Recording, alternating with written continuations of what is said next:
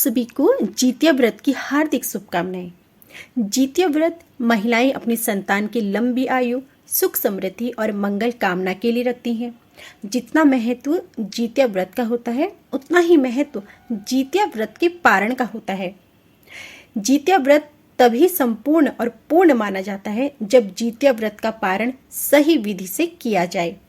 जैसे कि आप सभी को पता है, जितिया का व्रत 5 अक्टूबर से शुरू हो गया है और आज अष्टमी तिथि है। आज के दिन निर्जला व्रत रखा जाएगा और कल नवमी को यानी कि 7 अक्टूबर 2023 दिन शनिवार को जितिया व्रत का पारण किया जाएगा।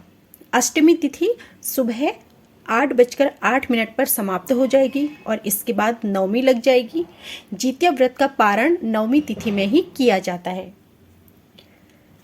अष्टमी तिथि प्रारंभ हो गई है 6 अक्टूबर 2023 शुक्रवार को सुबह 6:34 से और इसका समापन होगा 7 अक्टूबर को सुबह 8:08 पर। पारण का जो शुभ मुहूर्त है वह रहेगा 7 अक्टूबर को सुबह 8:08 से 10:21 पर। जितिया व्रत पारण के लिए 7 अक्टूबर की सुबह 10:21 को सबसे शुभ समय बताया गया है, तो इस बीच आप व्रत का पारण कर लीजिए। अब जानते हैं कि जितिया व्रत का पारण क्या खाकर करें। तो आप जितिया व्रत को खीर खाकर व्रत का पारण कर सकते हैं। व्रती को इस दिन नवमी तिथि में खीर या फिर तोरी खाकर व्रत का पारण करना चाहिए और फिर इसके बाद आप पारण के दिन नोनी का साग, चावल, अरबी की सब्जी, मंडुआ की रोटी, तोरी और देसी मटर भी खा सकते हैं। लेकिन यदि आपको पारण की शुरुआत करनी है तो आप खीर से या फिर तोरी से व्रत का पारण करें। अब पारण की संपूर्ण विधि जान लीजिए। सबसे पहले सुबह स्नान करके साफ और स्वच्छ वस्त्र धारण कर लें। फिर सूर्य देवता और तुलसी माँ को जल अर्पित करें। इसके बाद भगवान जीमूत वाहन की पूरी विधि विधान से पूजा करें और पूजा संपन्न होने के बाद ही अपना व्रत खोलें यानी पारण करें। पारण की विधि अलग अलग जगहों पर अलग अलग तरीके से होती है। फिर आप जिस तरीके से पारण करते हैं आप उस तरीके से ही पारण कीजिए। पंडित या फिर किसी जरूरतमंद को इस दिन आप दान दक्षिणा जरूर दें। जितना हो सके इस दिन अपनी क्षमता के अनुसार दान करें। हो सके तो खुद यानी व्रती अपने हाथों से दान करें। जितिया व्रत पारण के बाद माताएं बच्चों के नाम पर रक्षा धागा में बांधकर कौड़ी पहनती हैं। जितने पुत्र होते हैं उतनी कौड़ियां महिलाएं अपने गले में धारण करती हैं। पूजा के दौरान जीमूत वाहन को जो सरसों का तेल और खल चढ़ाया जाता है, व्रत के पारण करने के बाद यह तेल बच्चों के सिर पर आशीर्वाद के तौर पर जरूर लगाएं। जीवित पुत्री का व्रत संतान के कल्याण, लंबी आयु, सुखी और आरोग्य जीवन की कामना के लिए रखा जाता है, तो पारण के बाद यह तेल बच्चों के सिर पर जरूर लगाएं।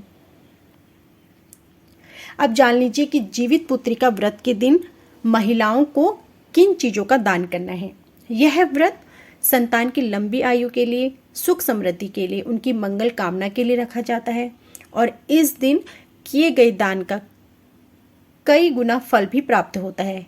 तो इस दिन जितना हो सके जरूरतमंद लोगों को वस्त्र दान करें। इस दिन आपको ध्यान रखना है कि हरे वस्त्र का दान करना है। हरे वस्त्रों का दान कीजिए, मिठाई का दान कीजिए, सोना, पन्ना, शंख, फल आदि का दान करें।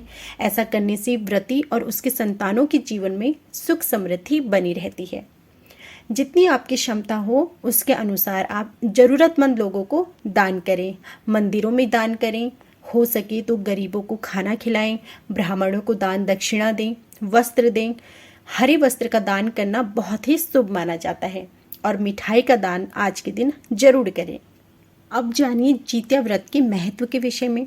जितिया का व्रत हिंदू धर्म में संतान की लंबी उम्र, उनकी मंगल कामना के लिए किया जाता है और माना जाता है कि इस व्रत को जो भी माँ करती हैं उनकी संतान को लंबी उम्र और जीवन भर किसी भी दुख और तकलीफ से सुरक्षा मिलती है। जो कोई भी महिला इस व्रत की कथा को सुनती है उसे कभी भी अपने संतान के वियोग का सामना नहीं करना पड़ता है। इसके अलावा घर में हमेशा सुख, शांति और समृद्धि बनी रहती है।